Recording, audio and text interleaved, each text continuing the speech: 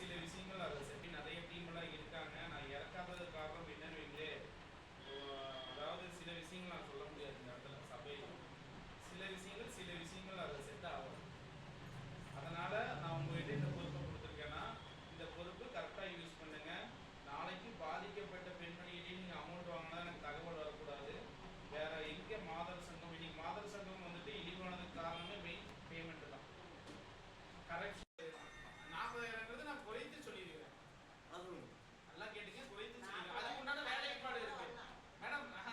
நான் என்ன சொல்றேன்னா, அதுக்கு உண்டான வேலைப்பாடு இருக்கு. நல்லா புரிஞ்சுக்கங்க மேடம். இன்னைக்கு நான் கோடீஸ்வரன் ஆயிரம் அப்படின்னு சொல்லிட்டு இப்படி வச்சு படிச்சுன்னா வராது. அதுக்கு உண்டான வேலையை நான் பார்ப்போம். நான் என்ன சொல்றேன்னா, 5 வருடம் உங்க கலாய்வு இதுதான். நீங்க உங்க ஏரியாவை பத்தி உங்க ஏரியாக்குள்ள ஃபெமிலியர் ஆகும். உங்க முகம் வந்து எல்லாத்துக்கும் தெரியணும். தமிழ்ச்செல்வி மேடமா எல்லாத்துக்கும் தெரியும். மலர் மேடமா அதை எந்த பொண்ணாப்பா நிறைய நல்லது பண்ணதுப்பா அப்படிதான் வரணும். பொண்ணு சொன்னா ஏதோ நல்லது. இந்த பொண்ணு சொன்ன பின்னாடி போய் இப்படி இருந்த மலரு நாளைக்கு ஒரு காரில் போகணும். ஏன் சார் நல்லா யோசிச்சுக்கோங்க. இன்னைக்கு ஒரு செகண்ட் காரு ஒரு 2 ஒரு 3 லட்ச ரூபாய்க்கு என்ன நீங்க எடுத்தீங்கனாலும் மலர் என்னப்பா இப்படி தைச்சுட்டு திடீர்னு கார் எடுத்தாப்புல கார் கொடியெல்லாம் பறக்குது முன்னாடி என்னை அப்படிதான் சொன்னாங்க. பிரபலப்படுத்திக்க அதை எதை வேணாலும் யூஸ் பண்ணி. எங்க ஃபர்ஸ்ட் ஆக்சிடென்ட் கட்சி கிடையாது. ஃபர்ஸ்ட் தான் ஆரம்பிச்சோம். எப்படியோ போய் எங்கேயோ வந்து கட்சி தான். அது போகிற ஸ்பீடில் எங்களுக்கு 31 தான் இலக்குங்க.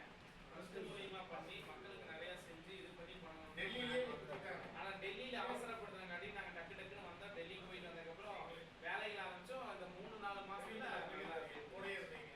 டெல்லியில் எலெக்ஷன் நாங்கள் பதிவு பண்ணுறது போயிருந்தோம்.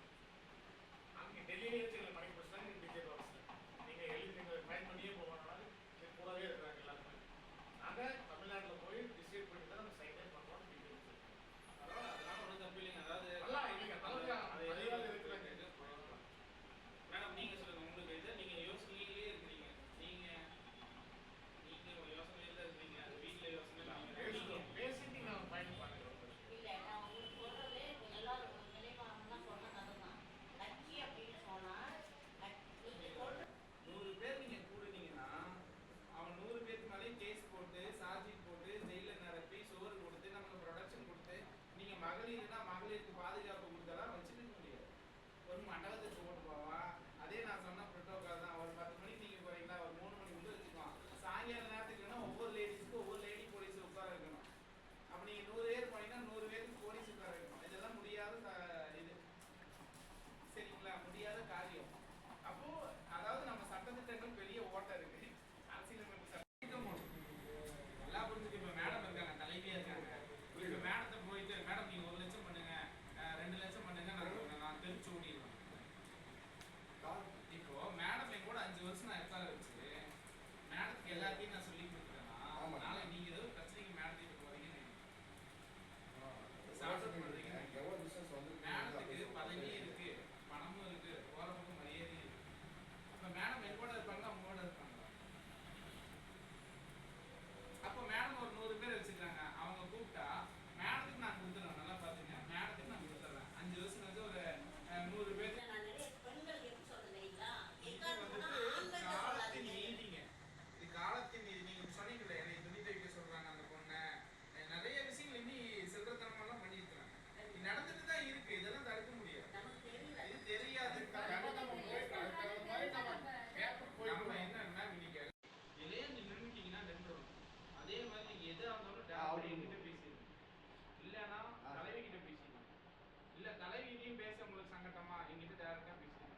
என்கிட்ட பேச சங்கடமா பொதுச் செயலாளர் கிட்ட பேச சங்கடமா யாரே ஒருத்தங்களுக்கு இங்க உங்களுக்கு பத்தி ஒரு ஆளுக்கு உண்மை தெரிஞ்சாகும். ஏன்னு சொல்லுங்க. நாளைக்கு உங்களுக்கு பிரச்சனை ஆகும் போது என்ன ஏதுன்னு எங்களுக்கு தெரியாது. நிக்க முடியாது சில விஷயங்கள். அதனால என்னன்னா எதா இருந்தாலும் டேரக்டாவே எனக்கு அடிங்க. ஒன்றும் இல்லை, உங்க ஒர்க்கு பெரிய கடப்பாரையும் உளியும் நம்ம கையில கொடுத்த அனுப்பல. மலையை செய்திக்கு 5 வருஷத்துக்கு நல்லா கொடுக்கல. உங்களுக்கு இதுதான் ப்ரோட்டோகால். நீங்க வந்துட்டு உங்க ஏரியாவில் நீங்க பிரபலமாகும். வேற யாரும் சொல்லாதது. எல்லா பக்கம் நம்ம சொல்றது என்னன்னா கட்சிக்காரங்க என்னை பிரபலப்படுத்தி என் கட்சியை பிரபலப்படுத்தி கண்டிப்பா கேட்பாங்க.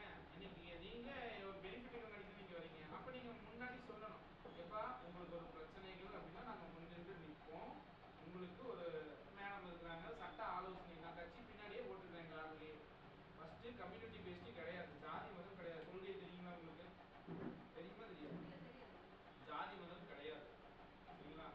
ரெண்டாவது தனி மனித பொருளாதாரத்தை உயர்த்தணும். மூணாவது பார்த்தீங்கன்னா விவசாய மக்களை காப்பாற்றணும். நான்காவது பார்த்தீங்கன்னா ஒவ்வொரு பகுதியிலும் அறக்கட்டளை அமைத்து அந்த அறக்கட்டளை மூலியமாக ஏழை எளியோருக்கு உதவி செய்யும். நல்லா புரிஞ்சுக்கோங்க. சரிங்களா? அதே மாதிரி இதை நீங்க அப்புறம் படிச்சுக்கோங்க. நான் முன்னாடி சொல்லிடுறேன். நம்ம கட்சிக்கு 3 கொடி கலர் இருக்கு. 3மே 1:1:1 ரேஷியோட நம்ம கொடுத்துருக்கோம். சென்டர்ல ஒரு ரவுண்ட் லோகோ கொடுத்துருக்கோம். அதுக்கு மெயின் காரணம் ஃபர்ஸ்ட் ப்ளூ அப்படின்னீங்கன்னா நம்பிக்கை, உங்களுக்குள்ள நம்பிக்கை. எனக்கு நம்பிக்கை வேண்டாம், எனக்கு நம்பிக்கை ஆரம்பிச்சுக்கிட்டே நான் கட்சி ஆரம்பிச்சுக்கிறேன்.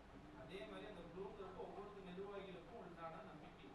அதே மாதிரி ப்ளூங்கிறது பார்த்தீங்கன்னா வானம் அண்ட் கடல், எல்லையே கிடையாது, பறந்து விரிந்தது, இதை கண்டே பிடிக்க முடியாது. அது ஒரு இது. ரெண்டாவது வெள்ளைங்கிறது உங்களுக்கு தெரியும், அன்பு, தூய்மை, சமாதானம், இதெல்லாம் காமனா இருக்கக்கூடிய விஷயங்கள். மூணாவது ஒன்று இருக்கு, என்ன? மஞ்சள் கலர். என்னன்னு சொல்லுங்க.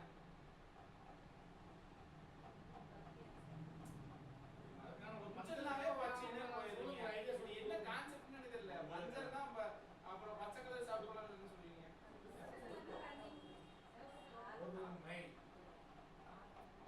பொறுமை, மஞ்சள் பொறுமை.